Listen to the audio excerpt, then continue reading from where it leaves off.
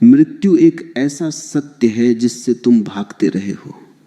सुबह उठने से लेकर रात को सोने तक तुम्हारा सारा संघर्ष, तुम्हारी सारी आपाधापी सिर्फ इस एक बात के लिए है कि किसी तरह तुम इस सच का सामना करने से बच जाओ।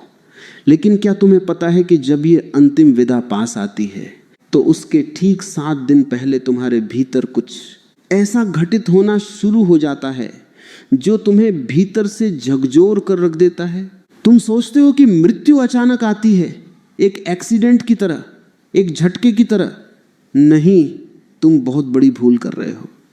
जैसे एक बच्चा मां के पेट में आने से पहले 9 महीने तक तैयारी करता है, ठीक वैसे ही जब इस शरीर को छोड़ने का समय आता है तो उसकी तैयारी ठीक 7 दिन पहले शुरू हो जाती है। वैज्ञानिक रूप से तुम्हारे शरीर की आखिरी घड़ी का बटन दबा दिया जाता है। अगर तुम इस 7 दिन के रहस्य को नहीं जानते तो तुम अपनी जिंदगी का सबसे बड़ा अवसर खो रहे हो। लाखों लोग जो मरते मरते बचे हैं, जिन्हें विज्ञान की भाषा में मरकर वापस लौटने का अनुभव कहा जाता है, उन सब ने एक ऐसी बात बताई है जिसे सुनकर विज्ञान के बड़े बड़े डॉक्टर और आधुनिक उपकरण भी चौंक गए हैं। आज मैं तुम्हें उस यात्रा पर ले जाऊंगा जहां तुम्हें पता चलेगा कि आखिरी 7 दिनों में तुम्हारे भीतर कौन सा तूफान उठता है, तुम्हारी ऊर्जा कैसे सुकड़ने लगती है और कैसे तुम्हारा ये चमकता हुआ शरीर धीरे धीरे बुझने की तरफ बढ़ता है। इस सच को बिना किसी लाग लपेट के सीधे सीधे समझना होगा, क्योंकि यह बात किसी कल्पना की नहीं बल्कि तुम्हारे अस्तित्व की है। मनुष्य का पूरा जीवन एक भ्रम में बीतता है। वो सोचता है कि वो हमेशा यहां रहेगा। वो धन इकट्ठा करता है, मकान बनाता है, रिश्ते जोड़ता है और इस तरह जीता है जैसे मृत्यु केवल दूसरों के लिए आती है।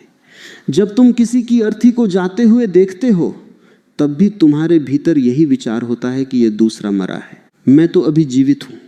तुम कभी अपनी स्वयं की मृत्यु की कल्पना नहीं कर पाते। यही तुम्हारी सबसे बड़ी अज्ञानता है। लेकिन अस्तित्व के नियम बहुत पक्के हैं, वे तुम्हारे भ्रम के हिसाब से नहीं चलते। जब समय पूरा होता है तो प्रकृति अपना काम शुरू कर देती है। ये जो शरीर तुम्हें मिला है ये केवल हाड़ मांस का ढांचा नहीं है।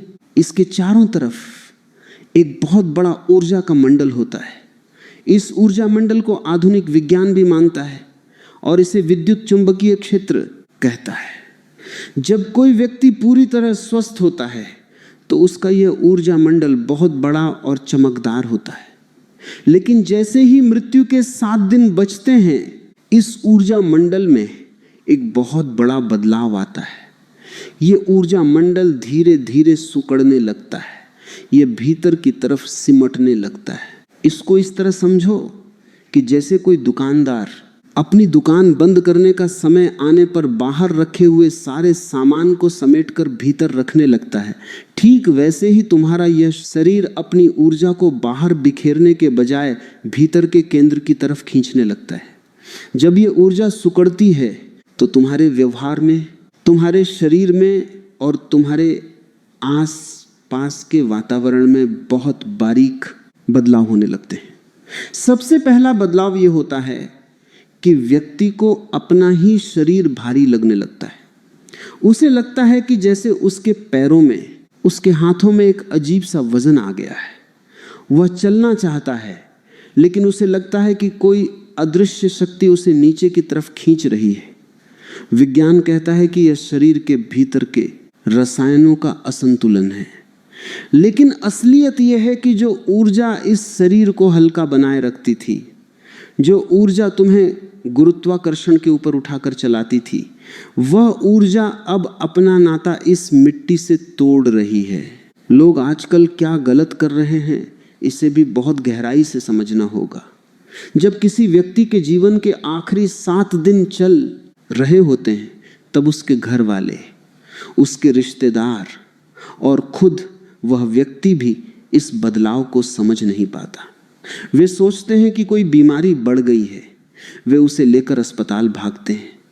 चारों तरफ सुइयां लगा दी जाती हैं, नसों में दवाइयां डाल दी जाती हैं, मशीनों की आवाजें गूंजने लगती हैं। जिस समय उस व्यक्ति को परम शांति की जरूरत थी, जिस समय उसे अपने भीतर की इस महायात्रा को महसूस करना था, उस समय उसे मशीनों के शोर और डॉक्टरों की भाग दौड़ के बीच डाल दिया जाता है। यह आज के मनुष्य की सबसे बड़ी त्रासदी है। हम जीना तो नहीं जानते, हम मरना भी भूल गए।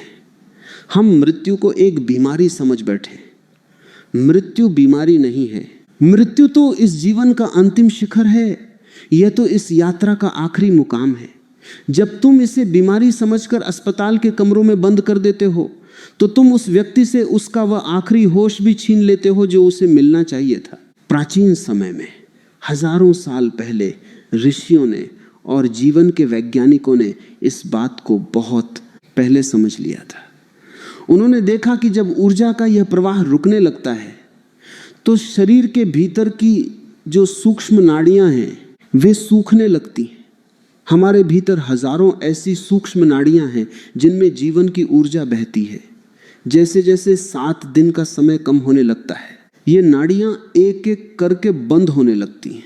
आधुनिक विज्ञान भी अब इस बात को स्वीकार करने लगा है। जब वैज्ञानिक उन लोगों का अध्ययन करते हैं जो मृत्यु के बिल्कुल करीब पहुंचकर वापस आ गए, तो वे पाते हैं कि मृत्यु के ठीक पहले मस्तिष्क के भीतर एक बहुत बड़ा ऊर्जा का विस्फोट होता है। मस्तिष्क के भीतर कुछ ऐसे रसायन निकलते हैं जो सामान्य अवस्था में कभी नहीं निकलते। वैज्ञानिक इसे केवल एक दिमागी हलचल मानते हैं। वे सोचते हैं कि यह मरते हुए मस्तिष्क का एक धोखा है, लेकिन यह धोखा नहीं है। यह तो उस बंधन का टूटना है जो तुम्हें इस भौतिक जगत से जोड़े हुए था। एक उदाहरण से समझो।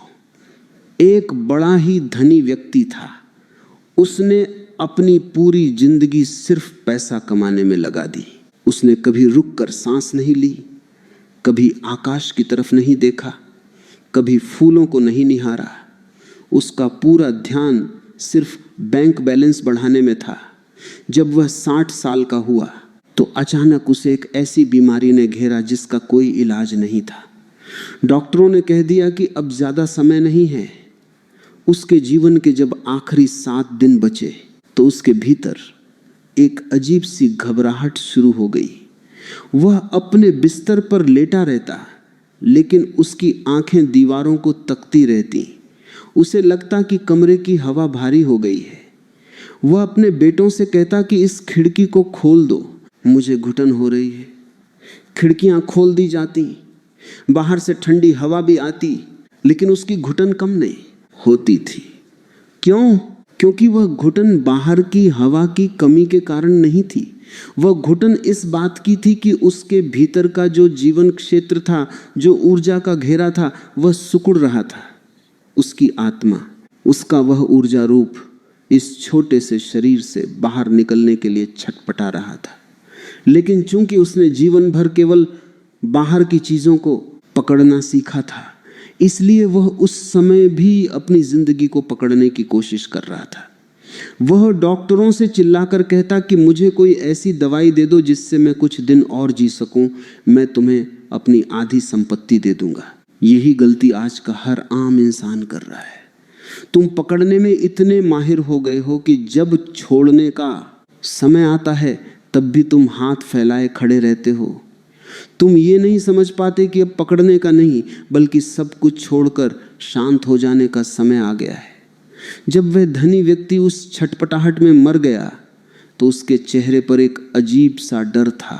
उसकी आंखें खुली की खुली रह गईं और उसके चेहरे पर तनाव की लकीरें साफ देखी जा सकती थी। वह एक असफल मृत्यु थी। उसने अपने जीवन को तो गंवाया ही, उसने अपनी मृत्यु को भी एक नरक बना दिया।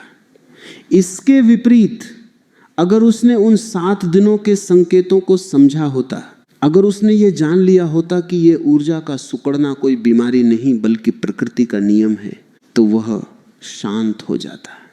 वह अपने बेटों से कहता कि अब ये दवाइयाँ बंद कर दो, अब मुझे मशीनों से अलग कर दो, मुझे इस जमीन पर शांत लेट जाने दो, मुझे इस हवा को महसूस करने दो। तब उसकी मृत्यु एक उत्सव बन जाती। विज्ञान इस बात की खोज में लगा हुआ है कि जब मनुष्य मरता है तो उसका वजन कुछ ग्राम कम क्यों हो जाता है। कई प्रयोग किए गए हैं जिनमें मरते हुए व्यक्ति को कांच के बंद बक्सों में बेहद संवेदनशील तराजू पर रखा गया। वैज्ञानिकों ने देखा कि जैसे ही व्यक्ति के प्राण निकलते हैं तराजू का कांटा अचानक थोड़ा सा नीचे गिर जाता है, यानी वजन कम हो जाता है। विज्ञान सोचता है कि शरीर से कोई गैस बाहर निकली है या कोई सूक्ष्म भौतिक तत्व अलग हुआ है, लेकिन असल में वह जो वजन कम होता है वह उस ऊर्जा क्षेत्र का इस शरीर से अलग हो जाना है। जो ऊर्जा इस शरीर की एक एक कोशिका को आपस में बांध कर रखती थी, जो इन करोड़ों सेल्स को एक दिशा में चलाती थी, जब वह ऊर्जा अपना नाता तोड़ लेती है तो यह शरीर सिर्फ एक बेजान मिट्टी का ढेर रह जाता है। जब 7 दिन का समय शुरू होता है तो पहले दिन तुम्हारी भूख और प्यास में एक अजीब सा बदलाव आता है। तुम चाहकर भी उतना भोजन नहीं कर पाते जितना तुम रोज करते थे। तुम्हें भोजन का स्वाद बदलना शुरू हो जाता है। तुम्हें ऐसा लगता है कि जैसे अब इस शरीर को बाहर से किसी ईंधन की जरूरत नहीं रह गई है। तुम्हारे घर वाले परेशान हो जाते हैं। वे तुम्हें जबरदस्ती खिलाने की कोशिश करते हैं। वे सोचते हैं कि अगर ये खाना नहीं खाएगा तो कमजोर हो जाएगा, लेकिन वे ये नहीं जानते कि शरीर के भीतर का जो बुद्धिमान तंत्र है उसने अब बाहर से ऊर्जा लेना बंद कर दिया है, क्योंकि अब वह अपनी बची हुई आंतरिक ऊर्जा को समेटने के काम में व्यस्त है। अगर इस समय जबरदस्ती खाना ठूंसा जाए तो शरीर की वह बची हुई ऊर्जा उस खाने को पचाने में नष्ट हो जाती है, जो कि उस समय की सबसे बड़ी गलती है। दूसरे और तीसरे दिन व्यक्ति की आवाज में और उसकी आंखों की चमक में बदलाव आने लगता है। तुमने कभी ध्यान दिया हो, जो व्यक्ति मरने के करीब होता है उसकी आंखें किसी एक बिंदु पर टिक जाती हैं। वो तुम्हें देख रहा होता है, लेकिन तुम्हें ऐसा लगेगा कि वह तुम्हारे पार देख रहा है, जैसे उसकी नजरें तुम्हारे पीछे किसी दीवार को या किसी शून्य को खोज रही हैं। लोग सोचते हैं कि इसकी दिमागी हालत ठीक नहीं है, इसे मतिभ्रम हो गया है। लेकिन सच यह है कि उसकी भौतिक आंखें अब इस संसार के दृश्यों को छोड़कर उस आयाम को देखने की तैयारी कर रही हैं जो इस दृश्य जगत के पीछे छुपा हुआ है। उसकी आंखों का जो लेंस है, जो इस बाहरी दुनिया की रोशनी को पकड़ता था, वह अब भीतर की तरफ मुड़ने लगता है। चौथे दिन तक आते आते शरीर का तापमान गिरने लगता है। सबसे पहले पैर ठंडे होने शुरू होते हैं। तुमने देखा होगा, जब बुजुर्ग या कोई बीमार व्यक्ति मृत्यु के करीब होता है तो घर के लोग उसके पैर छूकर देखते हैं और कहते हैं कि पैर ठंडे पड़ रहे हैं। इसके पीछे का विज्ञान क्या है? हमारी जो जीवन ऊर्जा है वो नीचे के चक्रों से ऊपर की तरफ चढ़ना शुरू कर देती है। पैरों के पास जो ऊर्जा का केंद्र है वह सबसे पहले खाली होता है। ऊर्जा धीरे धीरे घुटनों से होती हुई, पेट से होती हुई ऊपर छाती की तरफ आने लगती है। इसलिए पैर सबसे पहले ठंडे होते हैं, फिर हाथ ठंडे होते हैं और आखिरी में सिर्फ छाती और सिर के पास गर्मी बची रहती है। ये ऊर्जा का ऊपर की तरफ उठना इस बात का प्रमाण है कि अब यह जीवन इस भौतिक धरातल को छोड़कर ऊंचे आयाम में जाने के लिए तैयार है। लेकिन आज का अज्ञानी मनुष्य इस समय क्या करता है? वह गर्म कपड़े लपेटने लगता है, वह हीटर चला देता है, वह पैरों की मालिश करने लगता है। वह सोचता है कि किसी तरह इस ठंडक को दूर कर दिया जाए। तुम प्रकृति के इस महाप्रवाह को रोकने की व्यर्थ कोशिश कर रहे हो। तुम उस बहती हुई नदी के सामने मिट्टी का बांध बनाने की गलती कर रहे हो जो समंदर में मिलने जा रही है। उस समय मालिश करने की, हीटर चलाने की कोई जरूरत नहीं होती।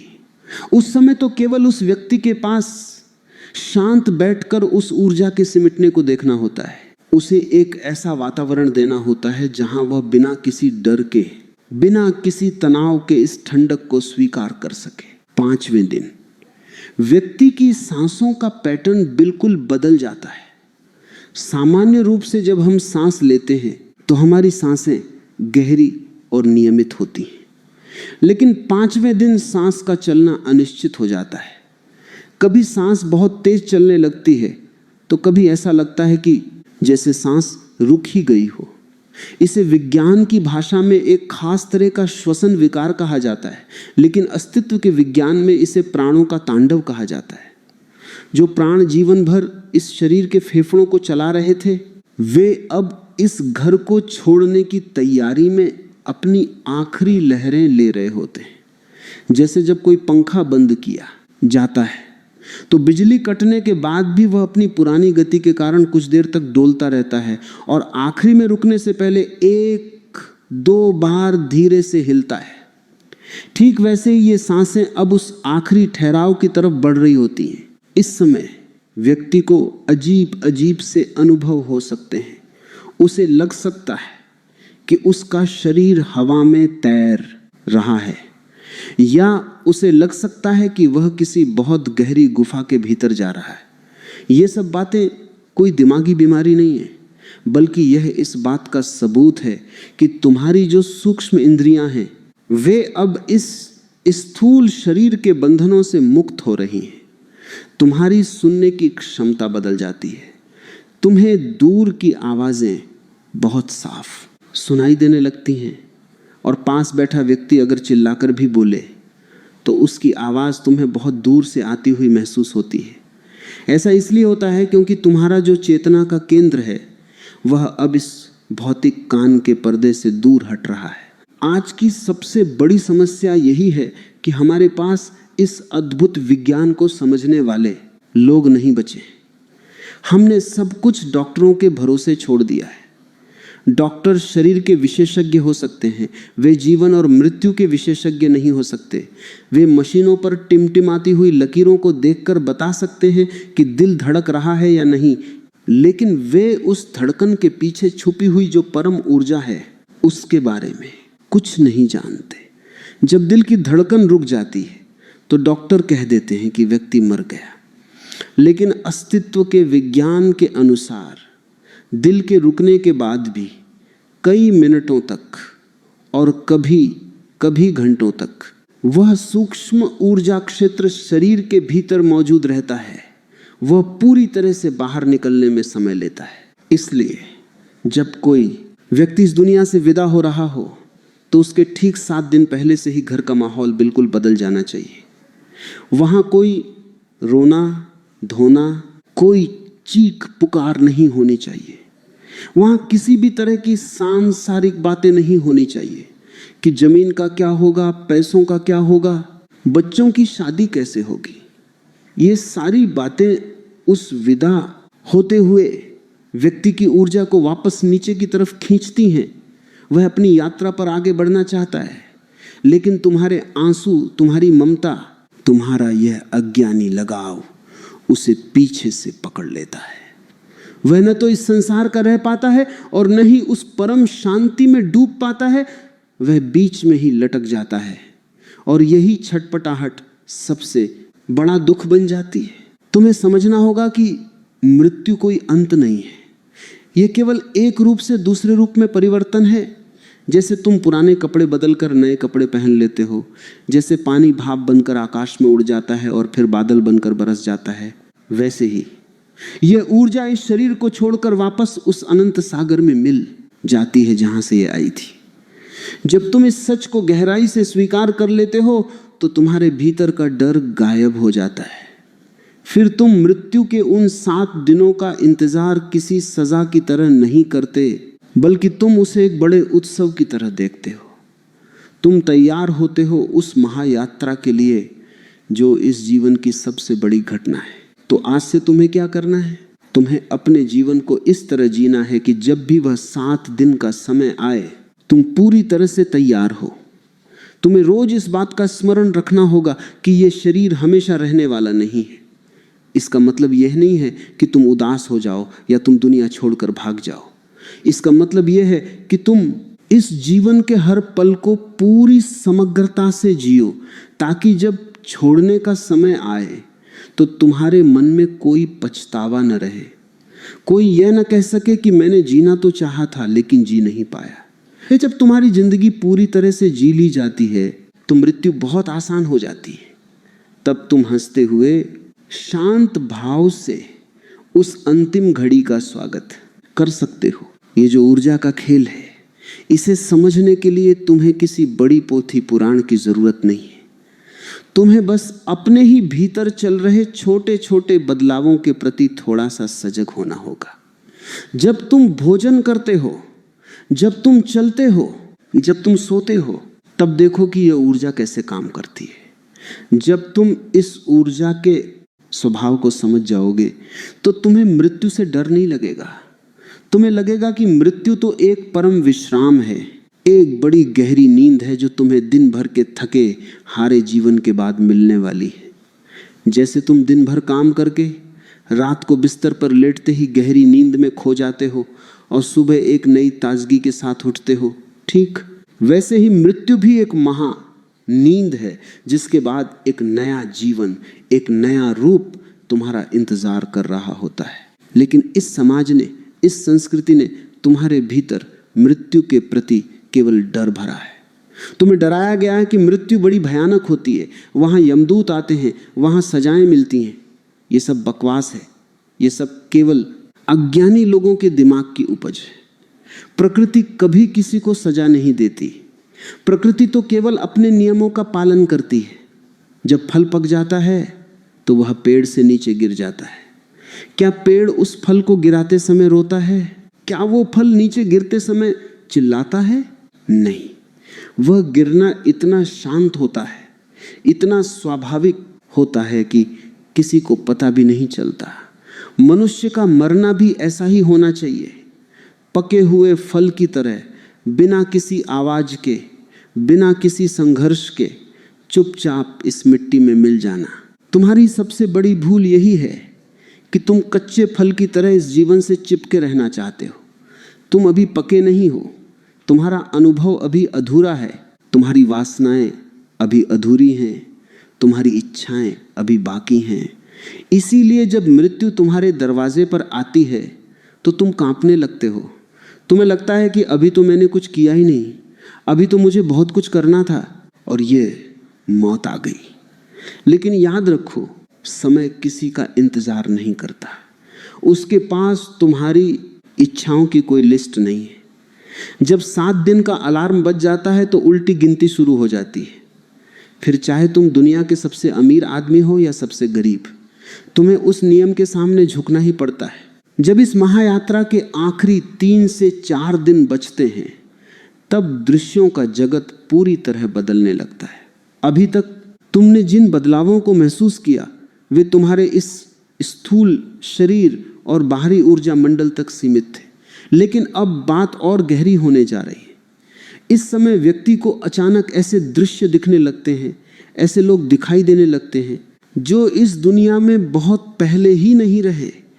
वह अपने बिस्तर पर लेटे लेटे अचानक अपने उन पूर्वजों से बातें करने लगता है जो 20 साल पहले मर चुके हैं।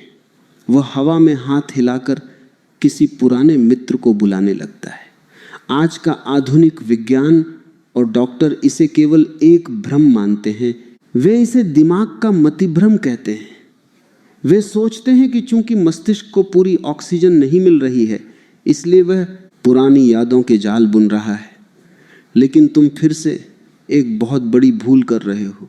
ये कोई भ्रम नहीं है, ये तो क्वांटम फिजिक्स का वो गहरा नियम है जिसे आज का विज्ञान धीरे धीरे समझ रहा है। इसको वैज्ञानिक तरीके से समझो। ये जो हमारा समय और स्थान का घेरा है, जिसे विज्ञान टाइम एंड स्पेस कहता है, ये केवल तब तक सच लगता है जब तक तुम इस भौतिक शरीर की सीमाओं में बंधे हो। जैसे ही जीवन की ऊर्जा इस शरीर के बंधन को ढीला करती है, समय और स्थान की ये दीवारें गिरने लगती हैं। जो व्यक्ति मर चुका है वह तुम्हारे लिए अतीत बन चुका है, क्योंकि तुम समय की एक सीधी रेखा पर जी रहे हो। लेकिन जो व्यक्ति मृत्यु के इतने करीब पहुंच चुका है, उसके लिए समय की वह सीधी रेखा मुड़ जाती है, वह चक्र बन जाती है। उसके लिए अतीत, वर्तमान और भविष्य की दूरियां मिट जाती हैं। उसके लिए वे लोग जो इस दुनिया से जा चुके हैं उतने ही सच हो जाते हैं जितने उसके पास बैठे हुए उसके घर वाले। वह एक साथ दो दुनियाओं के बीच खड़ा होता है। उसका एक पैर इस किनारे पर होता है और दूसरा पैर उस पार के किनारे को छू रहा होता है। प्राचीन तिब्बती वैज्ञानिकों ने इसके ऊपर बहुत बड़ा शोध किया था। हजारों साल पहले उन्होंने एक पूरा विज्ञान तैयार किया जिसे तिब्बती बुक ऑफ द डेड कहा जाता है। उस विज्ञान में साह लिखा है कि इन आखिरी दिनों में व्यक्ति के भीतर कौन कौन से 7 मुख्य बदलाव होते हैं। ये 7 दिनों का समय असल में तुम्हारे भीतर के 7 ऊर्जा केंद्रों यानी 7 चक्रों के एक एक करके बंद होने का समय है। हर एक दिन तुम्हारे भीतर का एक ऊर्जा चक्र अपनी पूरी शक्ति को समेटकर शांत हो जाता है। पहले दिन से लेकर 7वें दिन तक ये ऊर्जा नीचे के चक्र से उठते उठते ऊपर के चक्र तक पहुंचती है। जब ये ऊर्जा इन चक्रों से होकर गुजरती है तो मनुष्य को अलग अलग प्रकार के अनुभवों से गुजरना पड़ता है। तिब्बती वैज्ञानिक कहते थे कि इस समय व्यक्ति को डराने की बजाय उसे यह समझाना चाहिए कि जो कुछ भी उसे दिखाई दे रहा है वह किसी और लोक की चीजें नहीं है, बल्कि उसकी अपनी ही ऊर्जा का फैला हुआ रूप है। लोग आजकल क्या गलत कर रहे हैं इसे देखो। जब वे देखते हैं कि उनका कोई बुजुर्ग या बीमार व्यक्ति हवा में बातें कर रहा है या उन लोगों के नाम ले रहा है जो मर चुके हैं, तो वे डर जाते हैं। वे सोचते हैं कि इसके ऊपर किसी भूत प्रेत का साया आ गया है या इसका दिमाग पूरी तरह काम करना बंद कर चुका है। वे उसे पागलों की दवाइयां देना शुरू कर देते हैं, उसे नींद के इंजेक्शन लगा देते हैं ताकि वह चुपचाप सो जाए और ऐसी बातें न करे। तुमने उस व्यक्ति का सबसे बड़ा नुकसान कर दिया। वह जो अपनी आंखों से उस पार के सत्य को देख रहा था, वह जो समय की सीमाओं को तोड़कर अनंत में झांक रहा था, तुमने उसे नशीली दवाइयां देकर वापस अचेत कर दिया। तुमने उसकी आंखें जबरदस्ती बंद कर दी। जब वह मरेगा तो वह पूरी तरह से बेहोशी में मरेगा, और बेहोशी में मरना सबसे बड़ा दुर्भाग्य है। एक और उदाहरण से समझो। एक बड़ी ही सरल और शांत महिला थी। उसने अपनी पूरी जिंदगी बिना किसी लोभ के, बिना किसी ईर्ष्या के बहुत ही प्रेम से गुजारी थी। जब उसका अंतिम समय आया तो डॉक्टर ने कह दिया कि अब इनके पास सिर्फ 3 दिन का समय है। उसके घर वाले बहुत समझदार थे, वे प्रकृति के नियमों को जानते थे। उन्होंने उसके कमरे को बिल्कुल शांत कर दिया, वहां धीमी सी रोशनी कर दी। तीसरे दिन उस महिला ने अपनी आंखें खोली और उसके चेहरे पर एक बहुत बड़ी मुस्कान आ गई। उसने अपनी बेटी का हाथ पकड़ा और कहा, देखो बाहर दरवाजे पर मुझे लेने के लिए कुछ लोग आए हैं, वे बहुत चमकदार हैं, उनके पास से बहुत अच्छी खुशबू आ रही है। उसकी बेटी रोई नहीं, उसने अपनी माँ का हाथ थपथपाया और कहा, हाँ माँ, अगर वे आए हैं तो तुम उनके साथ जाने की तैयारी करो, तुम बिल्कुल फिक्र मत करो, हम सब यहाँ ठीक है। उस महिला ने चैन की सांस ली, अपनी आंखें बंद की और बिना किसी छटपटाहट के अपना शरीर छोड़ दिया। उसका चेहरा मरने के बाद भी ऐसा चमक रहा था जैसे कोई फूल खिला हो। यही अंतर है एक होश की मृत्यु में और एक अज्ञान की मृत्यु में। उस महिला को जो दृश्य दिख रहे थे वे उसकी अपनी ही पवित्र ऊर्जा के प्रतिबिंब थे। जब तुम्हारी ऊर्जा पवित्र होती है, जब तुमने जीवन को बिना किसी द्वेष के जिया होता है, तो मृत्यु के समय तुम्हें जो दृश्य दिखाई देते हैं वे बहुत ही सुंदर, शांत और प्रकाश से भरे होते हैं। इसके विपरीत अगर तुमने अपनी पूरी जिंदगी नफरत में, गुस्से में, बेईमानी में काटी है, तो तुम्हारी ऊर्जा का जो स्वरूप होगा वो बहुत भयानक होगा। तब तुम्हें आखिरी दिनों में जो दृश्य दिखाई देंगे वे बहुत डरावने होंगे। तुम्हें लगेगा कि कोई तुम्हें पकड़ने आ रहा है, कोई तुम्हें मारने आ रहा है।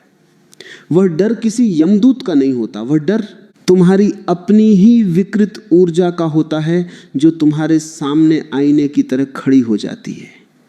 तुम जिंदगी भर जो बोते हो, आखिरी 7 दिनों में फसल बनकर वही तुम्हारे सामने खड़ा हो जाता है। अस्तित्व का एक और गहरा नियम समझो। जो ये बताता है कि यह ऊर्जा अगले जन्म की तैयारी कैसे करती है। तुम सोचते हो कि जब कोई व्यक्ति मरता है तो उसका सब कुछ यहीं खत्म हो जाता है और फिर पता नहीं क्या होता है। नहीं, ये ऊर्जा कभी नष्ट नहीं होती, ये केवल अपना रूप बदलती है। जैसे एक वैज्ञानिक जब कोई नया आविष्कार करता है तो वह पहले उसका एक छोटा सा मॉडल बनाता है, उसका एक ब्लूप्रिंट तैयार करता है। ठीक वैसे ही जब मृत्यु के आखिरी 2 दिन बचते हैं तो तुम्हारी यह जीवन ऊर्जा अगले जन्म का एक पूरा नक्शा तैयार कर रही होती है। तुमने इस पूरे जीवन में जो भी इच्छाएं की, जो भी अधूरी वासनाएं छोड़ी, जो भी गहरे अनुभव पाए, उन सब का एक निचोड़, एक छोटा सा कैप्सूल तैयार किया जाता है। इसको इस तरह समझो कि जैसे तुम किसी बड़े सफर पर जा रहे हो तो तुम अपने पूरे घर का सामान उठाकर साथ नहीं ले जाते। तुम केवल अपनी सबसे जरूरी चीजें, कीमती सामान और पैसे एक छोटे से सूटकेस में पैक करते हो। ठीक इसी तरह ये जीवन ऊर्जा भी तुम्हारे इस पूरे 70-80 साल के जीवन का जो सार है, जो तुम्हारी सबसे गहरी आदतें और वासनाएं हैं, उन्हें एक सूक्ष्म ऊर्जा के रूप में समेट लेती है।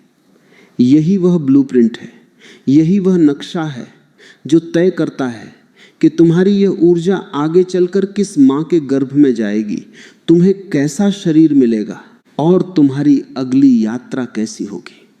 अगर इस समय व्यक्ति के भीतर गहरी शांति और स्वीकार का भाव हो तो उसका वह नक्शा बहुत ही सुंदर बनता है।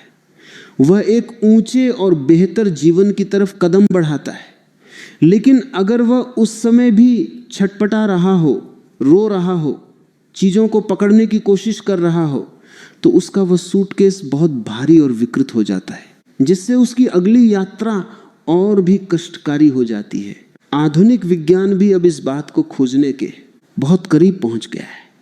वैज्ञानिक कहते हैं कि हमारे डीएनए के भीतर एक बहुत बड़ी मेमोरी होती है जो पीढ़ियों से चली आ रही है, लेकिन वे ये नहीं जानते कि उस डीएनए के पीछे जो ऊर्जा काम करती है उसकी अपनी एक अलग मेमोरी होती है, जिसे अस्तित्व की मेमोरी कहा जाता है। जब कोई व्यक्ति अपने आखिरी क्षणों में होता है तो उसकी वह मेमोरी बहुत तेजी से सक्रिय होती है। इसी को प्राचीन विज्ञान में कदम कहा गया है। यानी तुम्हारा अगला कदम कहाँ पड़ेगा, यह इस बात पर निर्भर करता है कि तुम्हारा यह आखिरी कदम कितना संभला हुआ है। तो प्राचीन उपाय क्या है, तुम्हें आज से क्या करना है। जब भी तुम्हारे घर में या तुम्हारे आस पास किसी व्यक्ति के ये आखिरी दिन चल रहे हों, तो सबसे पहला काम यह करना कि उसे पूरी तरह से इस स्वीकार के भाव में ले जाना। उससे कहो कि अब तुम्हें कुछ भी पकड़ने की जरूरत नहीं है। ये संसार जैसा भी था, अच्छा था या बुरा था, अब इसका समय पूरा हो चुका है। उसे इस बात का भरोसा दिलाओ कि उसके जाने के बाद भी ये दुनिया चलती रहेगी, उसके बच्चों का कुछ बुरा नहीं होगा, क्योंकि प्रकृति सबका ख्याल रखती है। जब तुम उसके मन से ये बोझ हटा देते हो तो उसकी ऊर्जा बहुत हल्की हो जाती है। दूसरा उपाय यह है कि उस व्यक्ति के कमरे में पूरी तरह से मौन का वातावरण रखो। वहां किसी भी तरह का कृत्रिम कोलाहल नहीं होना चाहिए। अगर हो सके तो बहुत ही धीमी और शांत ध्वनि का कोई संगीत चला दो, जो उसके भीतर के ऊर्जा केंद्रों को शांत करने में मदद करे। उसके शरीर को बिल्कुल भी परेशान मत करो। जब पैर ठंडे होने लगे, जब सांसें बदलने लगे, तो समझ जाओ कि यह प्रकृति का महानियम अपना काम कर रहा है। उस समय केवल एक साक्षी की तरह, एक देखने वाले की तरह वहां उपस्थित रहो। तुम्हारा वह शांत होना, तुम्हारी वह उपस्थिति उस विदा होते हुए व्यक्ति के लिए सबसे बड़ी मदद बन जाएगी। वो बिना किसी डर के उस पार की दुनिया में कदम रख सकेगा। इस सत्य को तुम्हें अपने लिए भी समझना होगा। तुम रोज दूसरों को मरते हुए देखते हो, लेकिन कभी ये नहीं सोचते कि एक दिन वह 7 दिन का अलार्म तुम्हारे लिए भी बजेगा। उस दिन तुम क्या करोगे? क्या तुम भी उसी तरह डॉक्टरों के सामने हाथ जोड़ोगे कि मुझे 2 दिन और दे दो, क्या तुम भी उसी तरह मशीनों के बीच तड़पते हुए मरना चाहोगे? नहीं, तुम्हें आज से ही अपने जीने के ढंग को बदलना होगा। तुम्हें अपनी इच्छाओं और वासनाओं के प्रति थोड़ा सा सजग होना होगा। उतनी ही चीजें पकड़ो जितनी जरूरी हैं। मन में बहुत बड़ा कचरा इकट्ठा मत करो, क्योंकि आखिरी समय में वह कचरा बहुत भारी हो जाता है। जितना तुम हल्के रहोगे, जितना तुम इस जीवन को एक खेल की तरह जियोगे, उतना ही तुम्हारी मृत्यु बहुत आसान और सुंदर हो जाएगी। मृत्यु कोई डरावनी चीज नहीं है, ये तो इस अस्तित्व का सबसे बड़ा विश्राम है। सोचो, अगर तुम्हें कभी नींद ना आए तो तुम कितने परेशान हो जाओगे। एक रात की नींद तुम्हें कितनी ताजगी दे देती है। तो फिर ये मृत्यु जो इस पूरे जीवन की थकान को मिटाने के लिए आती है, उससे इतना डर क्यों? वह तो तुम्हें एक नए सफर पर ले जाने के लिए आई है, तुम्हें एक नया जीवन देने के लिए आई है। जब तुम इस नजरिए से मृत्यु को देखते हो तो तुम्हारे भीतर का पूरा रूपांतरण हो जाता है। फिर तुम इस जीवन के हर एक पल का आनंद ले पाते हो, क्योंकि तुम्हें पता है कि यह पल हमेशा नहीं रहेगा। जब तुम्हें पता होता है कि कोई मेहमान सिर्फ थोड़ी देर के लिए आया है, तो तुम उसका कितना आदर करते हो, तुम उसके साथ कितना अच्छा समय बिताते हो। यह जीवन भी एक मेहमान की तरह है, इसे पूरी समग्रता से जियो। जब ये ऊर्जा पूरी तरह से इस शरीर को छोड़ देती है, तो वह जो क्षण होता है वह बहुत ही अद्भुत होता है। अगर व्यक्ति होश में मरा है तो उसके मरने के बाद भी उस कमरे में एक अजीब सी शांति, एक अजीब सी खुशबू कई घंटों तक महसूस की जा सकती है। जो लोग संवेदनशील हैं वे उस ऊर्जा के जाने के रास्ते को भी महसूस कर सकते हैं। ये सब बातें किसी जादू की नहीं है, ये पूरी तरह से अस्तित्व का विज्ञान है। जब तक हम इस विज्ञान को नहीं समझेंगे, हम मृत्यु के डर से कभी मुक्त नहीं हो पाएंगे। हमें अपने स्कूलों में, अपने समाजों में इस विज्ञान को सिखाना होगा, ताकि मनुष्य का मरना एक रोना धोना न बने, बल्कि एक उत्सव बन सके। इस पूरी कथा का जो निचोड़ है वह यही है कि मृत्यु से भागो मत, उसका सामना करने की तैयारी करो। तैयारी का मतलब यह नहीं है कि तुम उदास होकर बैठ जाओ, बल्कि तैयारी का मतलब है कि तुम इतने होश से जियो कि जब वह आखिरी 7 दिन का समय आए तो तुम मुस्कुराते हुए कह सको कि मैंने अपनी जिंदगी को पूरी तरह से जी लिया, अब मैं इस नए सफर पर जाने के लिए पूरी तरह तैयार हूं। जब तुम इस भाव से विदा होते हो तो तुम इस संसार की सीमाओं को पार करके उस अनंत आकाश में लीन हो जाते हो, जहां न कोई जन्म है और न कोई मृत्यु, जहां केवल एक शाश्वत आनंद है, एक परम शांति है जो हमेशा हमेशा के लिए बनी रहती है।